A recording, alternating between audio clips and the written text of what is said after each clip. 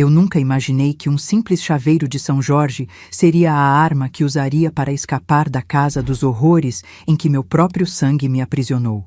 Algumas cicatrizes podem ser escondidas, mas as que carrego na alma são como tatuagens invisíveis que só eu posso ver. Bom dia, meus queridos. Sou Jurema Zenaide Fontoura, tenho 82 anos e hoje resolvi abrir meu coração para contar uma história que mantive em silêncio por mais de 6 décadas. Nasci em 1943, em Lajeado, no Vale do Taquari, Rio Grande do Sul. Era um tempo difícil, o mundo em guerra, mas nosso pequeno pedaço de Brasil parecia protegido por montanhas e pelo rio Taquari, que serpenteava preguiçoso entre as colônias de italianos e alemães que formavam nossa região. Minha mãe, Dona Clotilde, era lavadeira e passadeira, uma mulher forte que criou 3 filhos praticamente sozinha depois que meu pai morreu numa enchente quando eu tinha apenas 5 anos. Nossa casa ficava no bairro Florestal, uma construção simples de madeira, dessas que cantam com o vento minuano nos invernos rigorosos do sul. Não tínhamos muito, mas nunca nos faltou o básico. Mamãe tinha mãos mágicas. Conseguia transformar um pedaço de carne magra e alguns legumes no melhor ensopado que você poderia provar. Aos domingos, quando sobrava um dinheirinho, ela fazia um bolo de milho que era disputado entre eu e meus irmãos, Augusto e Nelson. Os meninos saíram cedo de casa. Augusto foi primeiro, com 16 anos, trabalhar numa metalúrgica em Caxias do Sul. Nelson partiu aos 17, arrumou emprego numa fábrica de calçados em Novo Hamburgo. Ficamos só eu e mamãe, 2 mulheres tentando sobreviver num mundo que parecia feito para homens. Acordávamos antes do sol nascer, pegávamos as trouxas de roupa para lavar no rio, voltávamos carregadas para estender tudo no quintal, e depois vinha o trabalho de passar, dobrar, entregar nas casas das famílias mais abastadas da cidade. Desde pequena eu ajudava como podia. Aprendi a tirar manchas difíceis com limão e sal, a passar camisas engomadas sem deixar uma marca sequer, a dobrar lençóis grandes sozinha. Mamãe dizia com orgulho: "A Jurema tem o dom, herdou as mãos da mãe." Era um trabalho duro, mas digno, e ela sempre repetia: "Trabalho cansa o corpo, mas engrandece a alma, minha filha." Aos 13 anos, comecei a estudar à noite numa escola municipal, depois do trabalho. Mamãe fazia questão. "Quero que tenha oportunidades que eu não tive, Jurema." Ela mesma mal sabia assinar o nome, mas entendia o valor do estudo. Eu adorava as aulas de português, me perdia nos livros que a professora Leonor emprestava. Eram janelas para mundos que eu jamais conheceria. Histórias de pessoas que viviam vidas tão diferentes da minha. Nessas noites de estudo, voltava tarde para casa, caminhando pelas ruas escuras de Lajeado. Não tinha medo. Todo mundo se conhecia na cidade, e os poucos bêbados que frequentavam os botecos da Rua Júlio de Castilhos eram inofensivos, mais interessados na cachaça que em importunar uma menina magricela como eu. Foi numa dessas noites, voltando da escola, que vi minha mãe pela janela conversando com um homem desconhecido na nossa sala. Ela sorria de um jeito que eu não via há anos, desde antes da morte do meu pai. Tinha colocado o vestido azul que guardava para ocasiões especiais, passado um batom clarinho nos lábios, e seus olhos brilhavam. Fiquei parada um tempo observando aquela cena, sentindo uma mistura de alegria e um estranho pressentimento que não conseguia nomear. O homem se chamava Adelar Mendes, como descobri depois. Era dono de um pequeno sítio em Arroio do Meio, cidade vizinha, e tinha conhecido minha mãe na feira onde ela vendia algumas roupas bordadas para complementar nossa renda. Adelar era viúvo. Tinha um filho chamado Norberto, que era 2 anos mais velho que eu. Parecia um homem decente, sempre limpo, bem vestido, falava manso e trazia pequenos presentes quando vinha nos visitar. Um pacote de biscoitos, uma geleia caseira, às vezes até um corte de tecido para a mamãe fazer uma roupa nova. Minha mãe parecia florescer novamente na presença dele. Ria mais, cantarolava enquanto trabalhava, se arrumava com mais cuidado. "Ele é um homem bom, Jurema", ela me dizia. "Trabalha duro na terra dele, cuida do que é seu, respeita as mulheres." Eu queria acreditar, queria mesmo. Depois de tantos anos de luta, mamãe merecia um pouco de felicidade. 6 meses depois que começaram a se encontrar, Adelar pediu mamãe em casamento. Foi numa noite de sábado, depois do jantar. Ele trouxe um pequeno bolo de laranja e um anel simples, mas bonito. Mamãe chorou quando ele se ajoelhou na nossa sala modesta e fez o pedido. Eu senti um nó na garganta vendo aquela cena. Parte de mim feliz por ela. Parte de mim assustada com a mudança que isso traria para nossas vidas. Ah, meus queridos, se vocês estão acompanhando minha história até aqui, me façam um carinho e deixem um comentário dizendo de que cidade estão me assistindo. Esta vovó aqui fica curiosa de saber até onde minha voz está chegando. E se puderem, cliquem naquele botãozinho de curtir, ele ajuda muito esta senhorinha a continuar contando suas histórias por aqui. O casamento foi simples, na pequena igreja de São Cristóvão, com poucos convidados. Mamãe usou um vestido bege que costurou ela mesma, e eu usei um vestidinho azul claro que ganhei de presente do Adelar. Depois da cerimônia, houve um pequeno almoço no salão paroquial. Sopa de agnoline, galeto, saladas e um bolo de 2 andares que a dona Gema, amiga da mamãe, fez com capricho. Foi um dia bonito, cheio de promessas de uma vida melhor. 2 semanas depois do casamento, nos mudamos para a casa de Adelar em Arroio do Meio. Era um lugar bonito, uma casa de alvenaria pintada de branco, com um alpendre na frente, rodeada por árvores frutíferas e uma pequena horta nos fundos. O sítio não era grande, mas tinha um pedaço bom de terra onde ele plantava milho, feijão e mandioca, além de criar algumas galinhas e porcos. Parecia um sonho depois da nossa casinha apertada em lajeado. Norberto, o filho de Adelar, não estava presente quando chegamos. O pai explicou que ele tinha ido a Porto Alegre buscar algumas ferramentas para o trabalho no sítio e voltaria em 2 dias. Mamãe e eu arrumamos nossas coisas no quarto que seria meu, pequeno, mas limpo, com uma janela que dava para o pomar. Adelar havia preparado tudo com cuidado, até colocado um vaso com flores silvestres sobre a cômoda. Quero que se sinta em casa, Jurema, ele disse com um sorriso que não chegava aos olhos. Nos primeiros dias, tudo parecia perfeito. Adelar era atencioso com mamãe, me tratava com respeito, e o trabalho no sítio, embora pesado, era gratificante de um jeito que lavar e passar roupa nunca tinha sido. Eu ajudava na horta, aprendia sobre as plantas, sobre os ciclos de plantio e colheita. À noite, sentávamos na varanda para tomar chimarrão e ouvir o rádio. Mamãe sorria mais do que eu me lembrava de ter visto em toda a minha vida. No 3º dia, Norberto chegou. Era um rapaz alto e magro, de cabelos escuros e olhos fundos que pareciam sempre evitar contato direto. Tinha as mãos calejadas de quem trabalha duro e um jeito silencioso de se mover, quase como se tentasse não ser notado. Cumprimentou mamãe com um aceno tímido e a mim apenas olhou de relance antes de murmurar um prazer, quase inaudível. O Norberto é quieto assim mesmo, explicou Adelar depois, quando o rapaz já tinha se recolhido ao quarto. Desde que a mãe dele morreu, ficou mais fechado. Mas é um bom menino, trabalhador. Acreditei nele. Não tinha motivos para duvidar.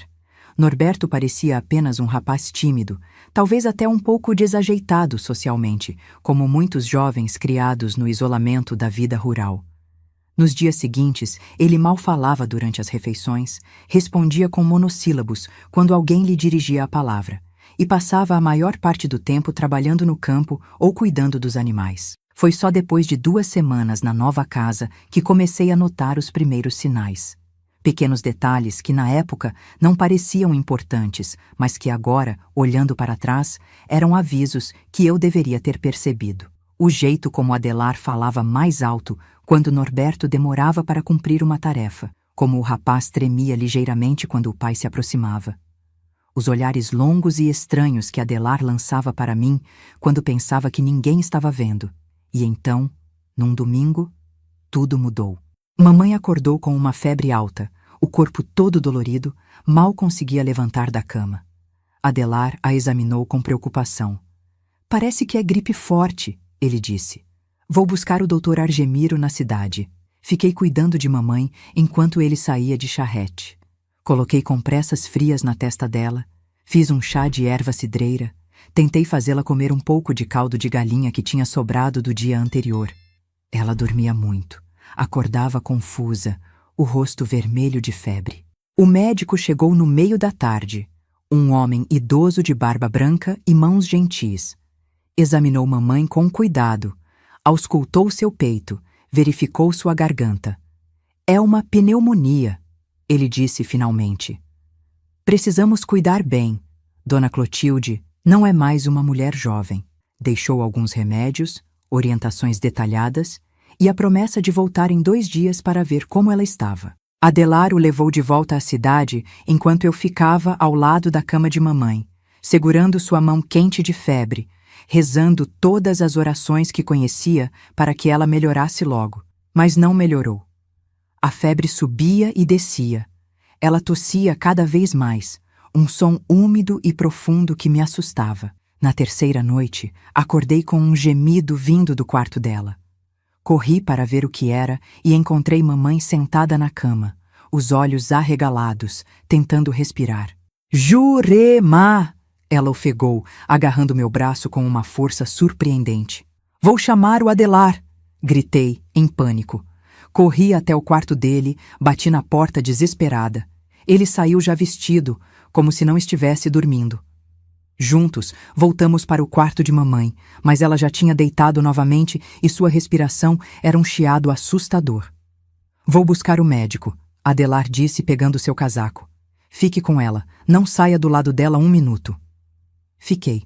Segurei a mão dela, falei palavras de conforto, tentei fazê-la beber um pouco de água. Mas antes que Adelar voltasse com o médico, senti os dedos dela relaxarem entre os meus. Sua respiração difícil foi ficando mais lenta, mais fraca, até parar completamente. Minha mãe tinha partido, levando consigo tudo o que eu conhecia de segurança e amor neste mundo. O funeral foi rápido, simples. Alguns vizinhos apareceram, mais por consideração a Adelar que por conhecerem mamãe. Ela foi enterrada no pequeno cemitério de Arroio do Meio, sob um céu cinzento que parecia chorar as lágrimas que eu não conseguia derramar. Estava em choque, anestesiada pela dor e pelo medo do futuro. O que seria de mim agora? Para onde iria? Tinha apenas 15 anos, nenhum dinheiro, nenhum lugar para chamar de meu. Você vai ficar aqui, claro, disse Adelar quando voltamos do enterro. Agora você é da família, Jurema. Vou cuidar de você como se fosse minha própria filha. Naquele momento, suas palavras pareceram um porto seguro em meio à tempestade da minha dor. Não percebi o brilho diferente em seus olhos, nem notei como Norberto abaixou a cabeça, um músculo tensionando em seu maxilar. Estava cega para os sinais, surda para os avisos. Aceitei a oferta de Adelar com gratidão, sem imaginar que tinha acabado de entrar voluntariamente na jaula de um predador. Nos dias que se seguiram ao enterro, chorei muito sozinha no meu quarto. Durante o dia, tentava me manter ocupada com as tarefas domésticas, assumindo o papel que antes era de mamãe: cozinhar, limpar, cuidar da casa. À noite, abraçava o travesseiro e soluçava baixinho para não incomodar. Adelar parecia respeitar meu luto, mantinha distância, falava pouco. Norberto continuava esquivo como sempre, trabalhando do amanhecer ao anoitecer, comendo rapidamente e se recolhendo ao quarto assim que possível. Foi só depois de 2 semanas que comecei a perceber as mudanças. Sutis no início, quase imperceptíveis. Adelar começou a fazer mais refeições em casa, em vez de levar marmita para o campo. Passou a me observar enquanto eu trabalhava, fazendo comentários sobre como eu era prendada e eficiente. Começou a trazer pequenos presentes da cidade, uma fita para o cabelo, um sabonete perfumado, meias novas. Gentilezas que pareciam inocentes, mas vinham acompanhadas de olhares que duravam tempo demais, de toques acidentais que me deixavam desconfortável. E Norberto, o jeito como ele me evitava parecia diferente agora. Não era só timidez, era medo.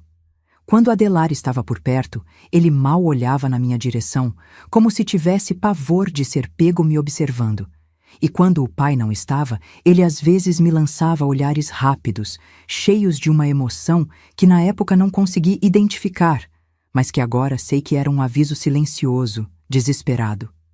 Eu estava sozinha, vulnerável, presa numa teia que nem sabia que existia. E o pior ainda estava por vir.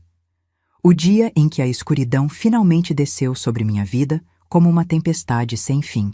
Um mês depois do enterro da minha mãe, numa tarde de domingo, a verdadeira face de Adelar finalmente se revelou. Estava eu terminando de lavar os pratos do almoço quando ele entrou na cozinha, fechou a porta atrás de si e se encostou nela, os braços cruzados, me observando com um olhar que fez meu sangue gelar. Sabe, Jurema, ele começou, a voz diferente do tom paternal que costumava usar. Já está na hora de conversarmos sobre seu lugar nesta casa. Enxuguei as mãos no avental, sentindo um nó se formar na minha garganta. Como assim, seu Adelar? Não precisa mais me chamar de seu. Sou seu padrasto agora. Ele deu um passo na minha direção. E como padrasto, tenho responsabilidades. Uma delas é garantir que você seja bem educada. Assenti, confusa. Eu estou tentando fazer tudo direito. Cuidar da casa como mamãe me ensinou. Ele sorriu. Um sorriso que nunca tinha visto antes. Frio, calculista. Não estou falando desse tipo de educação, menina. Estou falando de como uma mulher deve se comportar num lar onde os homens são os chefes. Foi então que notei Norberto parado na porta dos fundos, olhando para o chão, as mãos tremendo ligeiramente. Adelar o viu também e fez um gesto brusco. Venha cá, rapaz. Está na hora de você também aprender algumas coisas. Norberto entrou relutante, mantendo a maior distância possível de mim. Parecia ainda mais pálido que o normal, quase doente. O que está acontecendo? Perguntei, a voz falhando, um frio na barriga me avisando que algo terrível estava prestes a acontecer. O que está acontecendo, Jurema, é que nesta casa seguimos a ordem natural das coisas. Homens mandam, mulheres obedecem. Adelar se aproximou mais, agora a apenas um braço de distância. E você vai aprender isso hoje mesmo. E o Norberto também precisa aprender a ser homem de verdade. Não esse rascunho de gente que anda por aí com medo da própria sombra. Olhei para a porta, calculando se teria tempo de correr. Como se lesse meus pensamentos, Adelar agarrou meu braço com força, seus dedos se cravando na minha pele. Nem pense nisso. Para onde você iria? Não tem ninguém neste mundo que se importe com você agora, menina. Só eu e o Norberto, sua família agora. O terror que senti naquele momento é indescritível. O olhar dele não escondia mais nada. Era puro, calculado, cruel. E percebi, com horror, que aquele momento não era impulsivo ou inesperado. Ele tinha planejado tudo, talvez desde o primeiro dia que pôs os olhos em mim e minha mãe na feira de Lajeado. Norberto, ele chamou sem tirar os olhos de mim. Venha cá e mostre que é homem. Mostre que o sangue dos Mendes corre nas suas veias. Norberto deu um passo hesitante, depois outro. Parecia que ia vomitar a qualquer momento. Pai, por favor, ela é só uma menina. A mãe dela acabou de morrer. O tapa foi tão rápido e forte que Norberto cambaleou para trás. Adelar o tinha atingido com as costas da mão, deixando uma marca vermelha no rosto do filho. Isso é conversa de homem? Rosnou Adelar. É assim que te criei? Para ser um covarde chorão? Tenho vergonha de chamar você de filho. Vi lágrimas nos olhos de Norberto, mas ele as conteve rapidamente, endireitando os ombros, o maxilar tenso. Naquele instante, entendi a dinâmica entre eles. Adelar não era apenas meu algoz, era também o de Norberto, e de alguma forma perversa, ele planejava usar um de nós para machucar o outro. Agora, Adelar continuou, agarrando o braço de Norberto e o puxando para mais perto. Vou te ensinar a ser homem. E você? Ele apertou meu braço com mais força. Vai aprender seu lugar. O que aconteceu a seguir está entre as memórias mais dolorosas da minha vida. Coisas que tento não revisitar, mas que às vezes invadem meus sonhos como sombras persistentes. Fui arrastada para um quarto nos fundos da casa, um lugar que nunca tinha entrado antes. Uma espécie de depósito convertido em escritório, com uma escrivaninha velha, algumas prateleiras com ferramentas e um catre encostado na parede. Havia um espelho grande pendurado, coisa estranha para um cômodo como aquele. Aqui ninguém vai ouvir nada, Adelar explicou, trancando a porta atrás de nós. E você vai olhar nesse espelho enquanto o Norberto mostra que é homem.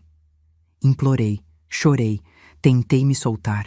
Norberto parecia paralisado, o rosto uma máscara de horror e vergonha. Adelar nos observava com uma satisfação doentia, como um maestro cruel, regendo uma orquestra de sofrimento. Se você não fizer o que estou mandando, rapaz, ele disse com uma calma assustadora, vou fazer eu mesmo.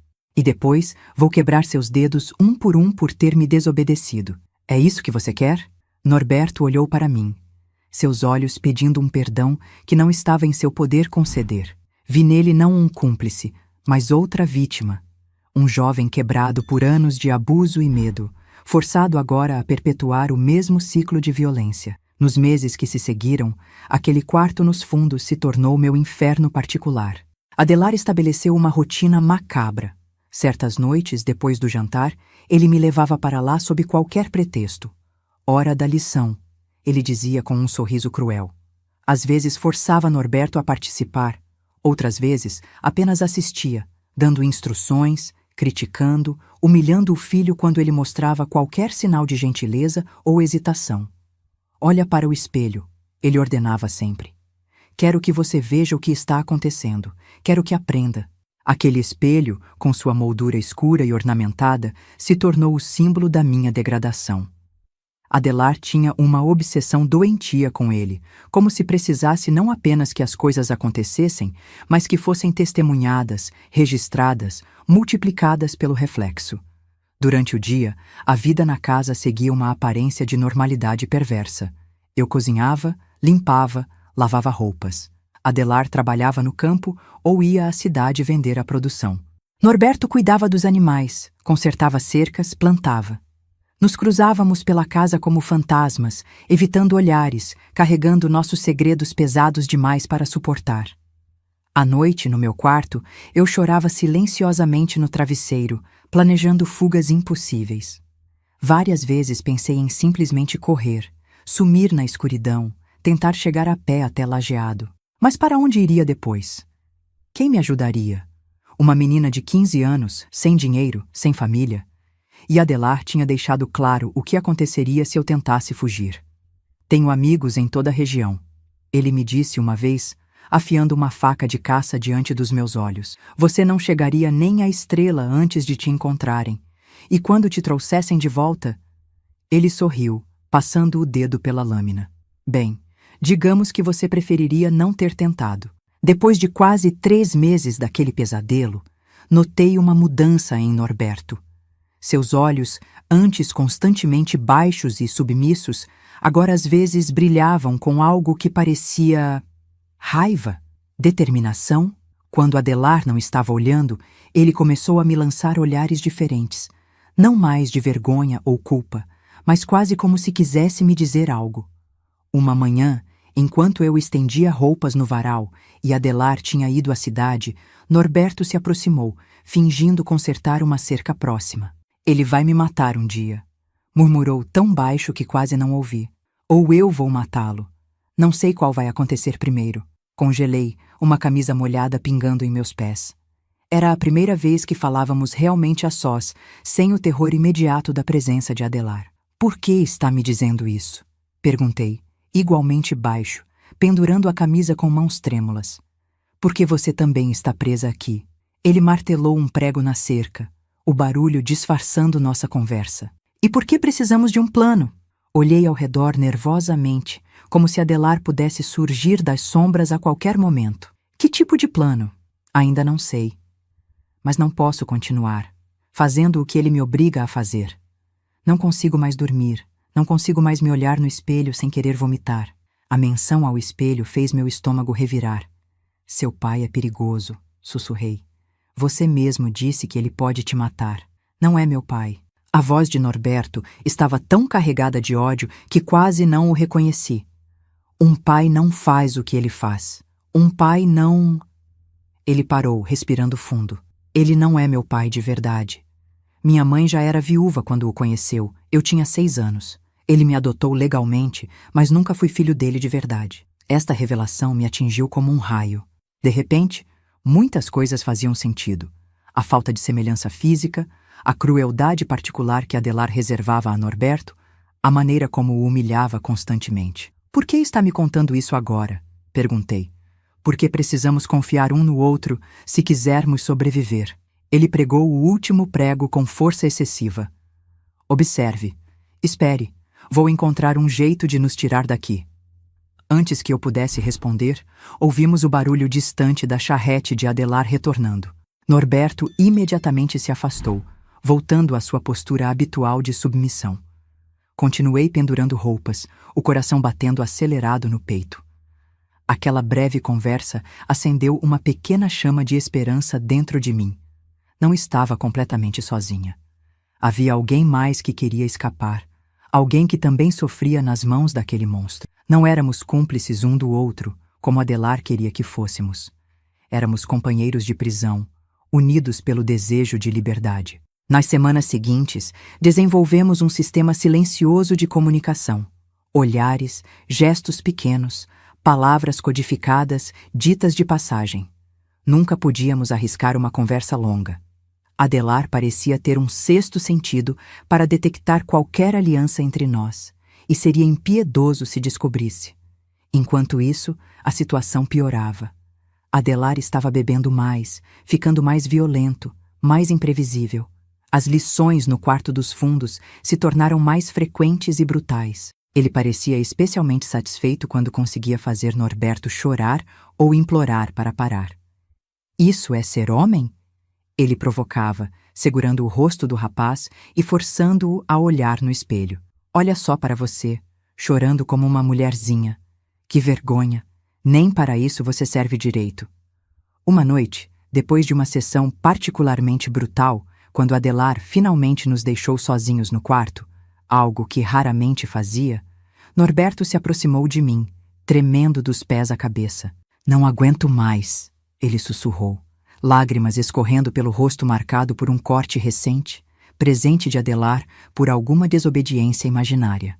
"Ele vai nos destruir completamente se continuarmos aqui." Assenti, incapaz de falar, exausta demais até para chorar. O espelho na parede mostrava duas figuras quebradas, dois jovens cujas vidas tinham sido roubadas por um monstro que se disfarçava de homem. "Tenho um plano", Norberto continuou, tão baixo que tive que me esforçar para ouvir. "Mas é arriscado, e você vai precisar ser forte." "Que plano?" perguntei, a voz rouca. "Ele vai nos matar um dia, Jurema. Você sabe disso, não sabe? Isso não vai parar, só vai piorar. Especialmente agora que ele está bebendo mais." Eu sabia. No fundo, sempre soube que aquilo não poderia continuar indefinidamente. Adelar era como uma bomba-relógio, ficando mais instável a cada dia. Era apenas uma questão de tempo até que sua violência controlada explodisse completamente. "O que podemos fazer?" perguntei, desesperada por qualquer fio de esperança. "Ele tem um ponto fraco", Norberto disse, os olhos fixos nos meus. "Seu orgulho, sua ideia doentia do que é ser homem. Se conseguirmos usar isso contra ele, talvez tenhamos uma chance." Não entendi completamente o que ele queria dizer, mas assenti mesmo assim. Qualquer plano era melhor que nenhum plano. Qualquer esperança melhor que o desespero absoluto. "Vou precisar que você faça algo difícil", ele continuou. "Algo que vai parecer errado, mas que pode ser nossa única saída."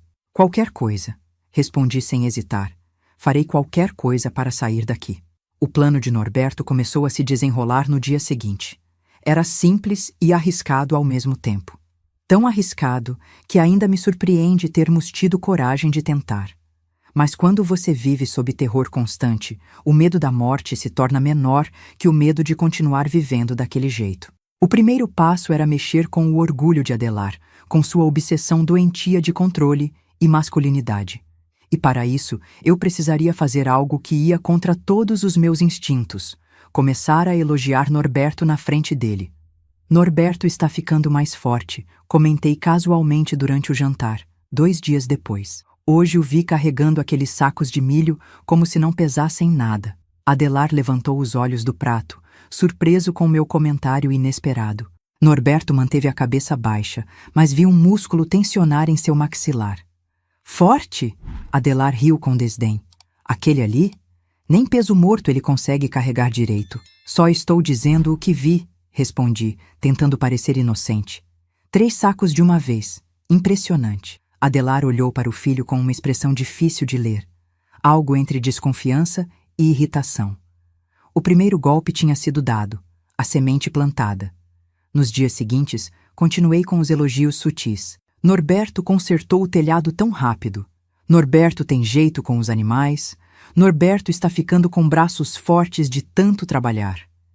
Cada comentário era como uma pequena agulha no balão do ego de Adelar, provocando pequenas explosões de raiva que ele tentava, sem muito sucesso, disfarçar.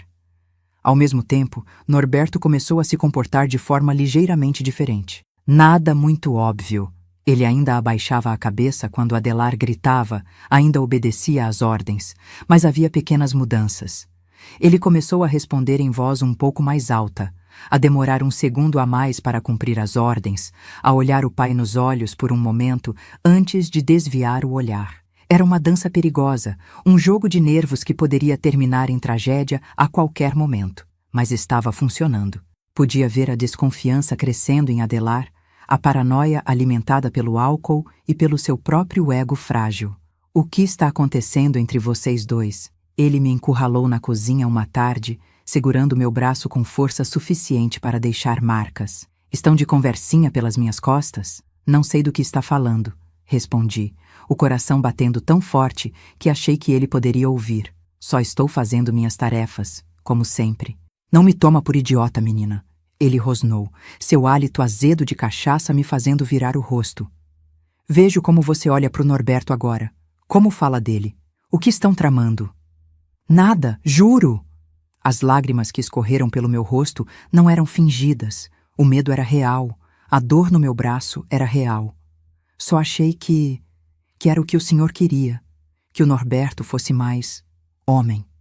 Ele me estudou por um longo momento, os olhos injetados, a respiração pesada. Finalmente me soltou com um empurrão.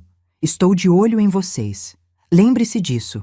Naquela noite, houve lição no quarto dos fundos. Foi uma das piores. Adelar estava furioso, fora de controle, alternando entre violência contra Norberto e contra mim. Mas mesmo em meio àquele horror, trocamos um olhar rápido, Norberto e eu. Um olhar que dizia: está funcionando. O monstro está com medo. A tensão na casa cresceu nas semanas seguintes. Adelar bebia mais, vigiava mais, desconfiava de tudo. Às vezes acordava no meio da noite e ia verificar se estávamos em nossos quartos. Passou a trancar ferramentas que antes ficavam à vista, como se temesse que pudéssemos usá-las contra ele. A paranoia estava corroendo-o por dentro, exatamente como planejamos. E então, numa noite de tempestade, quando os trovões sacudiam as janelas da casa e a chuva caía em cortinas densas, tudo chegou ao ponto de ruptura. A tempestade daquela noite parecia um presságio. Os relâmpagos cortavam o céu como facas de luz, iluminando brevemente nossa casa isolada antes de mergulhá-la novamente na escuridão. Cada trovão fazia as paredes tremerem, como se a própria natureza quisesse derrubar aquele lugar de sofrimento. A chuva golpeava o telhado com tanta força que temi que ele pudesse desabar sobre nossas cabeças. Estávamos todos na sala depois do jantar, uma refeição silenciosa e tensa, como se tornou costume. Adelar sentado em sua poltrona de couro gasto, uma garrafa de cachaça pela metade ao seu lado. Norberto remendando uma rede de pesca num canto, os olhos baixos, mas vigilantes. Eu fingia tricotar, agulhas se movendo automaticamente enquanto minha mente trabalhava em nosso plano. Norberto, chamei, mantendo a voz casual. Aquela cerca do lado oeste vai precisar de conserto depois dessa chuva toda. Você é tão bom nisso, tenho certeza que vai deixar firme como sempre. Vi os dedos de Adelar apertarem o copo de cachaça. Seus olhos, injetados pelo álcool, se moveram lentamente do filho para mim. O que foi que disse? Perguntou, a voz engrossada pela bebida. Só estava comentando sobre a cerca, respondi, fingindo inocência. Norberto sempre faz um trabalho tão bom nos concertos, é mesmo? Adelar se levantou, cambaleando ligeiramente. Norberto faz um trabalho tão bom, Norberto é tão forte, Norberto isso, Norberto aquilo. Estou cansado dessa lenga-lenga. Um trovão particularmente forte sacudiu a casa, como se sublinhasse suas palavras. Vi Norberto endireitar as costas quase imperceptivelmente, preparando-se para o que viria a seguir. O que está acontecendo entre vocês dois? Adelar exigiu, apontando um dedo acusador para nós. Acham que sou cego? Acham que sou idiota? Não está acontecendo nada, pai. Norberto respondeu, a voz mais firme do que o habitual. Pai? Adelar cuspiu a palavra como se fosse veneno. Agora sou pai para você? Desde quando me chama assim com esse tom? Que tom? Norberto colocou a rede de lado e se levantou lentamente. Só respondi sua pergunta. Foi como assistir a dois animais se preparando para um confronto. Adelar, o predador envelhecido, sentindo seu território ameaçado. Norberto, o jovem desafiante, testando sua força pela primeira vez. E eu, presa entre eles, tanto catalisadora quanto espectadora daquela tempestade que não era apenas a que rugia lá fora. Você acha que é homem agora? Adelar deu um passo na direção do filho. Acha que pode me desafiar na minha própria casa? Não estou desafiando ninguém, Norberto respondeu, mas seu corpo dizia outra coisa. Ombros para trás, queixo erguido, as mãos relaxadas ao lado do corpo, prontas. Não? E esses olhares, esses cochichos com a menina? Acha que não vejo o que está tramando? O senhor está bêbado, Norberto disse simplesmente. Não há nada para ver. Foi a gota d'água. Adelar avançou como um touro enfurecido, jogando a mesa de centro para o lado com um estrondo. Norberto se esquivou do primeiro golpe, mas não foi rápido o suficiente para evitar o segundo, um soco que o atingiu no estômago, dobrando-o ao meio. Isso é ser homem! Adelar rugiu, chutando o filho caído. É assim que me desafia? Levantei-me de um salto, o tricô caindo esquecido no chão. Pare! Vai matá-lo! Adelar se virou para mim, os olhos selvagens, uma veia pulsando em sua testa. Cale a boca, sua vadia. Você é a culpada disso tudo, enchendo a cabeça dele com essas ideias. Ele avançou na minha direção, a mão erguida para me bater. Foi então que aconteceu. Norberto, ainda no chão, agarrou o tornozelo do padrasto e puxou com toda a força. Adelar caiu para trás com um baque surdo, a cabeça batendo contra o canto da lareira de pedra. O silêncio que seguiu foi mais assustador que toda a gritaria anterior. Apenas o barulho da tempestade lá fora, o crepitar do fogo na lareira e nossa respiração ofegante. Adelar se ergueu lentamente, a mão na parte de trás da cabeça. Quando a trouxe de volta, estava manchada de vermelho. Sangue. Seu rosto, já corado pela bebida, agora assumiu uma tonalidade ainda mais escura, quase púrpura. Você me atacou, ele disse, a voz baixa e perigosa. Meu próprio filho me atacou. Não sou seu filho, Norberto respondeu, levantando-se com dificuldade. Nunca fui. Adelar olhou para ele por um longo momento, depois para mim, depois de volta para ele. Algo mudou em seu rosto, a raiva dando lugar a uma calculada frieza que era ainda mais assustadora. Muito bem, ele disse finalmente. Se é assim que querem jogar, vamos jogar. Ele se dirigiu cambaleante até o armário no canto da sala, aquele que sempre mantinha trancado. Tirou uma chave do bolso da calça, abriu-o e pegou algo que fez meu sangue gelar. Uma espingarda de caça, velha, mas bem conservada. Adelar, não! As palavras saíram da minha boca antes que pudesse contê-las. Ele me ignorou completamente, concentrado em carregar a arma com movimentos que, apesar da embriaguez, eram precisos e familiares. Nunca pensei que chegaria a isso, ele murmurou, mais para si mesmo que para nós. Meu próprio sangue se voltando contra mim. Não sou seu sangue, Norberto repetiu, a voz trêmula, mas determinada. E você sabe disso. Adelar ergueu a espingarda, apontando-a primeiro para Norberto, depois para mim, depois de volta para ele, como se não conseguisse decidir qual de nós merecia morrer primeiro. Talvez devesse começar com ela, ele disse, fixando o cano da arma em minha direção. Fazer você assistir, para aprender a última lição. Fechei os olhos, esperando o tiro, uma estranha calma me invadindo. Talvez a morte fosse preferível àquela vida de terror. Talvez, finalmente, encontraria paz. Mas o tiro não veio. Em vez disso, ouvi um grito de raiva e o som de corpos se chocando. Quando abri os olhos, Norberto e Adelar estavam lutando pelo controle da espingarda, rolando pelo chão da sala, derrubando móveis, quebrando objetos. "Corra!" Norberto gritou para mim, segurando os pulsos de Adelar com toda a sua força. "Corra, Jurema!" Fiquei paralisada por um segundo, incapaz de abandoná-lo. Mas então a espingarda disparou, um estrondo ensurdecedor que pareceu fazer a casa inteira estremecer. A bala se alojou no teto, fazendo cair uma chuva de reboco sobre nós. "Vai!" Norberto gritou novamente, e desta vez meu corpo obedeceu. Corri para a cozinha, para a porta dos fundos, mas estava trancada. Adelar sempre a trancava à noite e guardava a chave consigo. Voltei correndo para o corredor, ouvindo os sons da luta continuando na sala. Outra detonação, o som de vidro quebrando. Meu quarto tinha uma janela pequena, talvez pequena demais para um adulto passar, mas eu era magra, desesperada.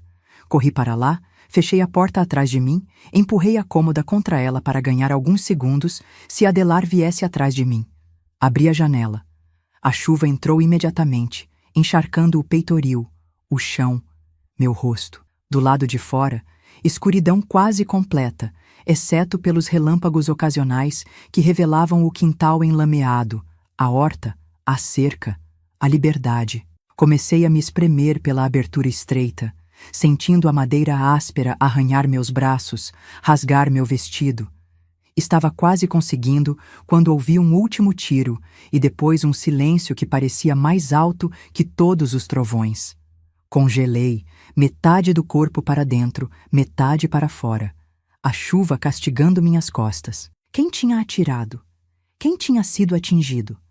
Deveria voltar para ajudar Norberto ou continuar minha fuga? Antes que pudesse decidir, ouvi passos pesados no corredor, a maçaneta da porta do meu quarto girando, um corpo se jogando contra a madeira, a cômoda se movendo alguns centímetros com o impacto. "Sei que está aí, menina!" A voz de Adelar, rouca de fúria.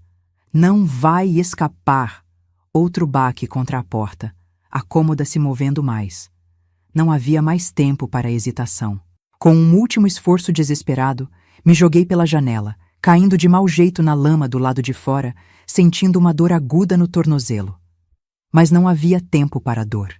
Levantei-me e corri, mancando, escorregando na lama, a chuva me cegando, os relâmpagos mostrando brevemente o caminho. Corri em direção ao celeiro, o único lugar onde poderia me esconder. Atrás de mim, ouvi a janela do meu quarto se quebrando completamente. Adelar tentando me seguir pelo mesmo caminho. Não olhei para trás, concentrada apenas em colocar um pé na frente do outro, em não cair, em alcançar o abrigo temporário que o celeiro oferecia. Quando finalmente alcancei a porta do celeiro, minhas mãos estavam tão molhadas e trêmulas que mal conseguia puxar o ferrolho. Finalmente consegui. Escorreguei para dentro e fechei a porta atrás de mim, colocando a tranca no lugar. O celeiro estava escuro como breu, cheirando a feno úmido e animais. As vacas mugiram nervosamente com minha entrada abrupta. Os cavalos patearam em seus estábulos. "Onde está você, menina?" A voz de Adelar vinha de fora, próxima demais, fazendo meu coração quase parar. "Não tem para onde ir. Melhor se entregar agora. Talvez eu seja misericordioso." Agachei-me no escuro, tentando controlar minha respiração ofegante, procurando desesperadamente por alguma arma, alguma defesa. Meus dedos encontraram uma forquilha encostada na parede. Pesada, com pontas afiadas, uma arma improvisada, mas melhor que nada. A porta do celeiro estremeceu. Adelar tentando entrar, descobrindo que estava trancada. Ouvi um rugido de frustração. Depois o som de algo pesado sendo usado contra a madeira. Ele estava tentando arrombar a porta. Recuei para o fundo do celeiro, a forquilha firme nas mãos. Se ele entrasse, eu lutaria. Não morreria como um animal acuado. Não depois de tudo que tinha passado, tudo que tinha suportado. A porta começou a ceder sob os golpes repetidos. Madeira rachando, lascas voando. Mais um golpe e ele estaria dentro. Preparei-me, erguendo a forquilha na posição de ataque. Foi então que ouvi algo inesperado. Um grito diferente, não de raiva, mas de dor, seguido pelo som de um corpo caindo pesadamente. Os golpes na porta pararam abruptamente. Um silêncio tenso se seguiu, quebrado apenas pelo barulho da chuva no telhado do celeiro e pela respiração nervosa dos animais. Jurema! Uma voz fraca chamou do lado de fora. Não era Adelar. Norberto? Aproximei-me cautelosamente da porta. É você? Sim, abra. Rápido. Hesitei apenas por um segundo antes de retirar a tranca e abrir uma fresta da porta. O que vi me fez abri-la completamente. Norberto encharcado pela chuva, sangue se misturando à água em seu rosto, uma das mãos pressionando o lado do corpo onde mais sangue escorria. Aos seus pés, Adelar caído de bruços na lama, imóvel. Meu Deus, o que aconteceu? Puxei Norberto para dentro, fechando a porta novamente. Ele atirou em mim, na sala. Norberto tossiu, um som úmido e assustador, mas só de raspão consegui segui-lo quando ele veio atrás de você. E Adelar? Ele está... Sim? A resposta veio simples, direta. Bati nele com uma pá quando ele estava tentando arrombar a porta. Forte demais, acho. Ele caiu e não se moveu mais. Uma onda de emoções contraditórias me invadiu. Alívio, horror, medo, uma estranha sensação de vazio. Adelar, o monstro que tinha transformado minha vida num inferno, estava morto. Nós estávamos vivos. Mas o que aconteceria agora? Precisamos sair daqui, Norberto disse, como se lesse meus pensamentos. Se alguém descobrir... Mas você está ferido! Olhei para o sangue que continuava a escorrer entre seus dedos. Precisamos cuidar disso primeiro. Não há tempo. O José Antunes vem trazer ração para os porcos amanhã cedo. Se ele encontrar Adelar, ele tinha razão. Mesmo que fosse legítima defesa, quem acreditaria em nós? Um rapaz adotado e uma menina órfã, vivendo isolados com um homem respeitado na comunidade. Diriam que planejamos tudo, que o matamos para ficar com suas terras, seu dinheiro. Seria a nossa palavra contra um cadáver. E cadáveres têm um estranho poder de santificação. Pessoas ruins subitamente se tornam mártires na morte. Para onde vamos? Perguntei, a mente trabalhando rapidamente. Porto Alegre, Norberto respondeu. É grande o suficiente para nos perdermos lá. Tenho um tio, irmão da minha mãe verdadeira. Ele nunca gostou do Adelar, sempre desconfiou dele. Talvez nos ajude. Como chegaremos lá? A charrete faz muito barulho. E com essa chuva? O cavalo. Podemos montar no Ventania. Ele é forte o suficiente para carregar nós dois. O plano era arriscado, quase suicida.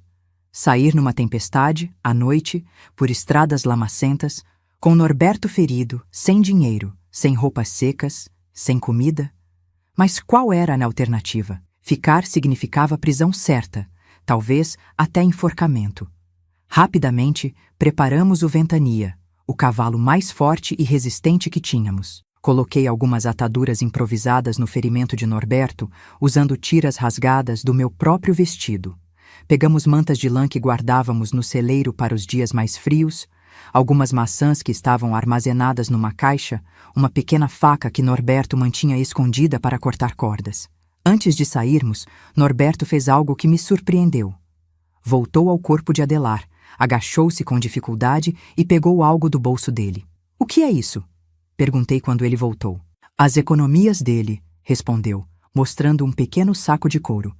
Guardava sempre consigo, não confiava em bancos. Vai nos ajudar a começar uma nova vida. Havia algo de poético naquilo. O dinheiro que Adelar acumulara com tanto ciúme agora financiaria nossa fuga, nossa libertação. Como se, mesmo na morte, ele fosse forçado a fazer algo de bom. Montamos no Ventania.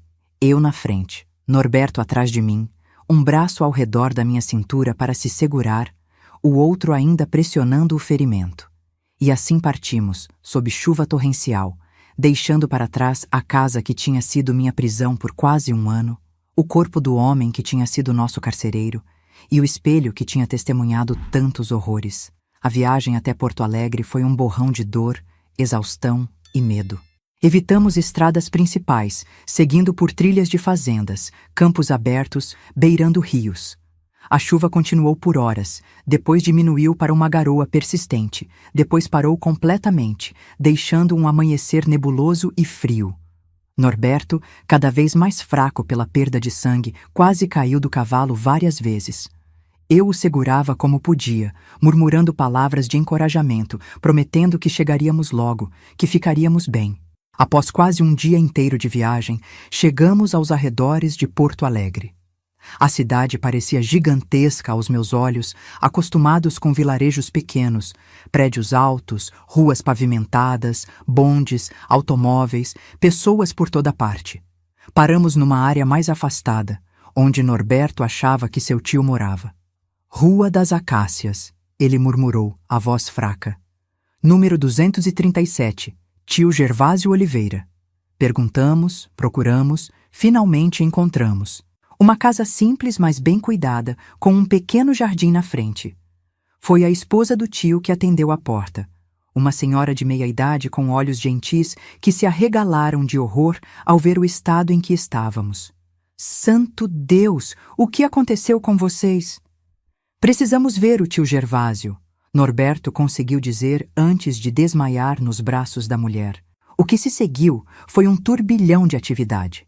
Norberto sendo carregado para dentro, um médico sendo chamado discretamente, perguntas sendo feitas e respondidas parcialmente. Contei uma versão editada da verdade, que Adelar nos maltratava, que ele tinha tentado nos matar, que tínhamos fugido. Não mencionei que ele estava morto, nem como tinha morrido. Algumas verdades são pesadas demais para compartilhar, mesmo com pessoas bem-intencionadas. Gervásio e sua esposa Iracema eram boas pessoas, do tipo que não faz muitas perguntas quando vê alguém em necessidade. Eles cuidaram de nós, nos deram abrigo, comida, roupas limpas. O médico tratou o ferimento de Norberto. Felizmente, a bala tinha apenas atingido de raspão suas costelas, sem penetrar profundamente. Com cuidados adequados, ele se recuperaria completamente. Nas semanas que se seguiram, esperamos ansiosamente por notícias de Arroio do Meio. Certamente o corpo de Adelar seria encontrado. Certamente haveria uma investigação. Certamente viriam atrás de nós. Mas, surpreendentemente, nada aconteceu. Mais tarde descobrimos por quê. A tempestade daquela noite tinha causado uma enchente no rio Taquari. A propriedade de Adelar, localizada numa área baixa, tinha sido parcialmente inundada. Quando finalmente encontraram seu corpo, dias depois, presumiram que tinha sido vítima da enchente. Talvez tentando salvar os animais, talvez surpreendido pela água enquanto verificava os danos no celeiro. A pancada na cabeça foi atribuída a algum detrito carregado pela correnteza. Foi um golpe de sorte tão extraordinário que às vezes me pergunto se não foi algum tipo de intervenção divina. Como se a própria natureza quisesse apagar os vestígios do nosso ato desesperado, nos dar uma chance de recomeçar sem o peso daquela morte em nossas consciências. E recomeçamos. Lentamente, dolorosamente, mas com determinação. Gervásio arranjou um emprego para Norberto numa oficina mecânica de um amigo. Eu comecei a trabalhar como ajudante de costura num ateliê próximo. Éramos jovens, trabalhadores, decididos a construir algo melhor do que o horror que tínhamos deixado para trás. No início, dormíamos em quartos separados na casa do tio. Eu com a filha mais nova deles, Norberto no pequeno quarto dos fundos. Não falávamos sobre o que tinha acontecido entre nós na casa de Adelar. Era como um acordo silencioso. Aquilo tinha sido sob coerção, não tinha sido real, não definia quem éramos. Mas aos poucos, algo começou a mudar. Não romanticamente, não imediatamente. Foi mais como uma compreensão profunda, uma conexão forjada no fogo do sofrimento compartilhado. Norberto e eu éramos os únicos no mundo que sabiam exatamente o que o outro tinha passado. Os únicos que entendiam os pesadelos noturnos, os sobressaltos com barulhos inesperados, o medo de espelhos grandes. Com o tempo, essa compreensão se transformou em algo mais. 1 ano depois de nossa chegada a Porto Alegre, Norberto me pediu em casamento. Foi simples, direto, sem romantismo exagerado. Não éramos pessoas para quem o romance vinha facilmente, não depois do que tínhamos vivido. Não precisamos, falei incerta. Podemos continuar como estamos. Amigos, companheiros. Quero construir algo novo com você, ele respondeu. Algo limpo, honesto, baseado em escolha, não em medo ou obrigação. Casei-me com Norberto numa pequena cerimônia na casa do tio Gervásio, apenas com a família dele presente. Eu tinha 17 anos, ele 19. Éramos jovens demais, carregávamos cicatrizes demais. Mas também tínhamos uma determinação feroz de criar algo belo a partir da dor, de não permitir que Adelar, mesmo morto, continuasse a controlar nossas vidas. Nossa vida conjugal começou com cuidado, com paciência infinita de ambas as partes.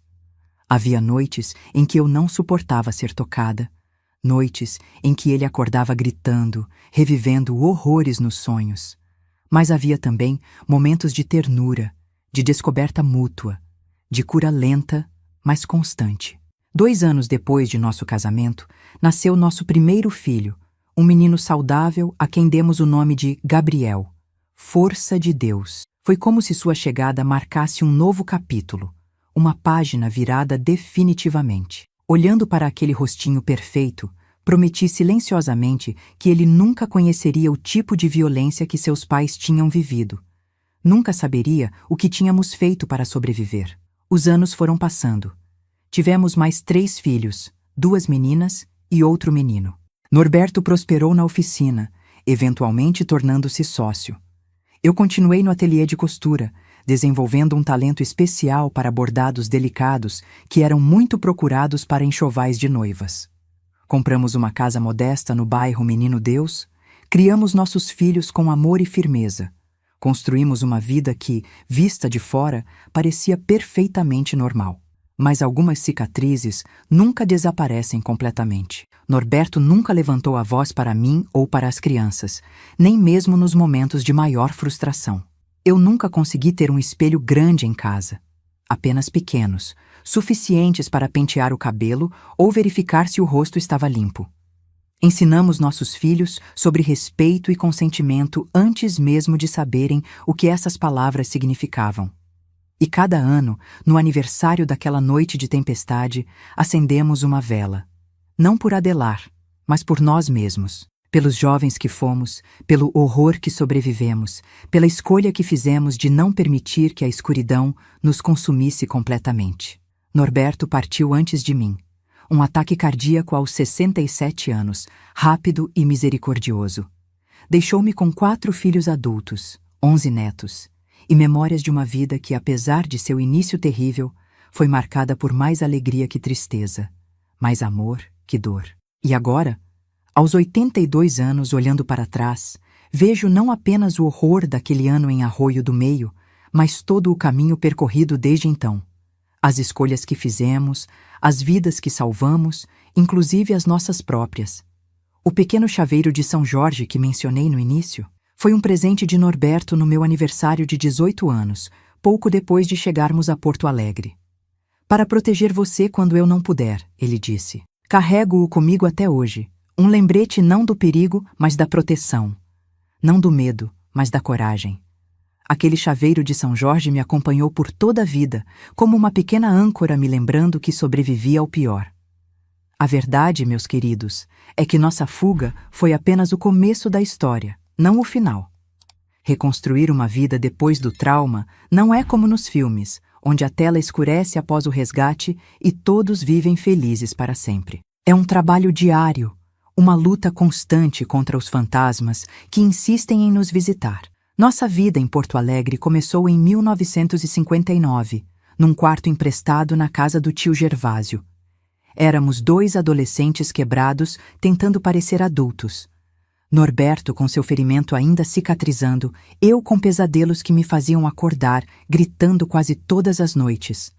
Não tínhamos documentos. Eles tinham ficado para trás na casa de Adelar. Não tínhamos habilidades além daquelas aprendidas na roça. Não tínhamos nada além de um ao outro e algumas economias roubadas de um homem morto. Vocês precisam de identidades novas, disse tio Gervásio uma noite, falando baixo para que as crianças não ouvissem. se alguém estiver procurando vocês... Não falávamos abertamente sobre o que tinha acontecido com Adelar. Era um segredo pesado demais para compartilhar, mesmo com alguém tão bondoso quanto o tio de Norberto. Ele claramente suspeitava de algo. Os olhares preocupados, a maneira como verificava o jornal todas as manhãs buscando notícias de Arroio do Meio. Mas nunca perguntou diretamente. Talvez entendesse que há verdades que é melhor não conhecer. Com a ajuda de um amigo que trabalhava no cartório, Gervásio conseguiu documentos novos para nós. Não eram falsificações exatamente, mas como identidades aceleradas. Certidões de nascimento de crianças que teriam nossa idade, mas que tinham morrido ainda bebês, agora usadas para criar novas carteiras de identidade. Era ilegal, claro, mas na época parecia nossa única opção. Assim, Jurema Zenaide Fontoura morreu e nasceu Jurema Oliveira, supostamente sobrinha de Gervásio, vinda do interior. Norberto Mendes desapareceu e em seu lugar surgiu Norberto Oliveira, outro sobrinho órfão. A semelhança nos sobrenomes facilitava explicar por que estávamos sempre juntos. O trabalho na oficina mecânica era duro para Norberto.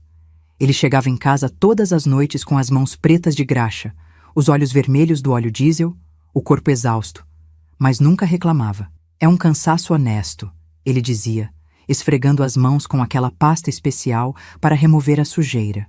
Prefiro 1000 vezes isso do que um dia naquela fazenda.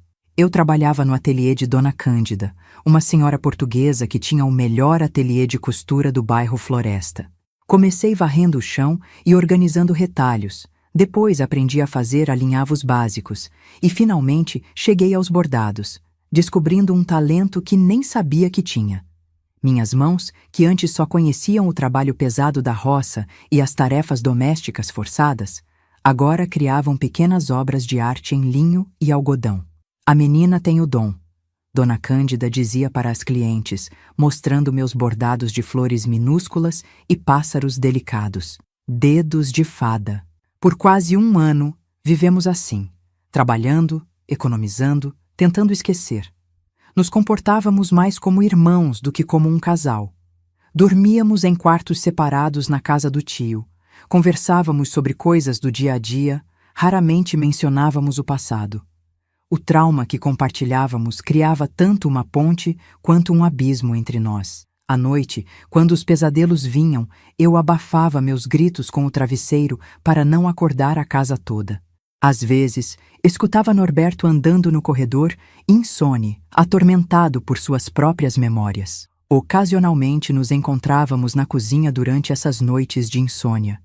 Fazíamos um chá de erva cidreira e ficávamos sentados em silêncio, 2 almas danificadas, buscando conforto na simples presença uma da outra. Foi numa dessas noites, quase 10 meses depois de nossa chegada a Porto Alegre, que finalmente falamos sobre o que tinha acontecido. Você se arrepende? Perguntei, olhando para a xícara de chá em vez de para ele. Não precisei especificar do que. Ambos sabíamos. Norberto ficou em silêncio por tanto tempo que achei que não responderia. Quando finalmente falou, sua voz estava rouca, como se as palavras custassem um esforço físico. Só me arrependo de não ter feito antes. De não ter te tirado de lá no primeiro dia. De não ter... Sua voz falhou e percebi que ele estava chorando, silenciosamente, sem soluços, apenas lágrimas escorrendo pelo rosto magro. Era a primeira vez que o via chorar desde nossa fuga. Não foi sua culpa, falei, finalmente encontrando coragem para tocar sua mão sobre a mesa. Você também era vítima dele. Mas eu participei. Ele não conseguiu continuar, as palavras presas na garganta. Sob ameaça, sob terror, nenhum de nós tinha escolha. Sempre há escolha. Ele murmurou. Eu poderia ter me recusado, deixado ele me matar. E me deixar sozinha com ele teria sido pior. Ficamos em silêncio novamente, nossas mãos ainda se tocando levemente sobre a mesa de madeira gasta. Era o contato mais íntimo que tínhamos compartilhado desde que deixamos Arroio do Meio. Não quero que aquilo defina quem somos, falei finalmente. Não quero viver o resto da vida como uma vítima, como um fantasma. O que você quer, então? Ele me olhou diretamente, seus olhos escuros refletindo a única lâmpada acesa da cozinha. Quero viver. De verdade. Quero construir algo que seja nosso, não dele. Quero que sejamos mais do que aquilo que ele tentou fazer de nós. Naquela noite, algo fundamental mudou entre nós. Não foi uma mudança romântica ou física. Isso viria muito mais tarde, com muita paciência e cuidado. Foi uma mudança de perspectiva, de duas pessoas unidas pelo trauma para duas pessoas escolhendo conscientemente construir um futuro juntas. 2 semanas depois, Norberto me deu o chaveiro de São Jorge. Vi numa loja perto da oficina, ele explicou, claramente envergonhado pelo gesto. O vendedor disse que São Jorge protege contra todo o mal, que ele matou o dragão que ameaçava um povo inteiro. Pensei que combinava com você. Era um objeto simples, de metal prateado, já um pouco desgastado, mas foi o primeiro presente que recebi na minha nova vida. O primeiro símbolo tangível de que havia um futuro além do pesadelo que tínhamos vivido. No final daquele ano, começamos a procurar um lugar só nosso para morar. Porto Alegre estava crescendo rapidamente nos anos 1960, novos bairros surgindo, oportunidades aparecendo para quem estava disposto a trabalhar duro. Com nossas economias combinadas, o dinheiro de Adelar já tinha acabado há muito, gasto com médicos e necessidades básicas, conseguimos alugar um pequeno apartamento no bairro Navegantes, perto do rio. Era um lugar minúsculo. Um quarto, uma sala que também servia de cozinha, um banheiro tão apertado que mal dava para se virar dentro dele. Mas era nosso. O primeiro espaço que podíamos chamar de lar desde que o pesadelo começara. Lembro do dia em que nos mudamos. Tínhamos tão poucos pertences que couberam todos em 2 malas e algumas caixas de papelão.